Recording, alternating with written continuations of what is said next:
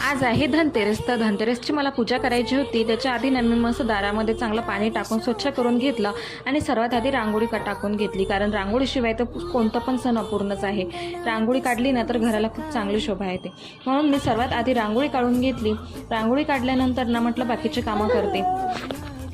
तरी सणांमध्ये आधीसारखी तर मजा राहिलेलीच नाही आहे, कारण गावाकडे ना खूप मजा येते. 4 वाजले ना सर्व बायका एकसारख्या अशा रांगेत बसायच्या रांगोळी काढायला.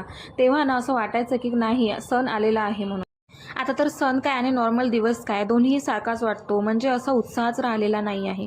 तर मी आहे ना सर्वात आधी अशी सिंपल अशी रांगोळी काढून घेतली. आणि कशी आलेली आहे माझी रांगोळी सांगा. नंतर मी आहे ना पूजेची सर्व तयारी करून घेतली, पूजा करून घेतली. पूजा केल्यानंतर सर्व दिवे लावून घेतले.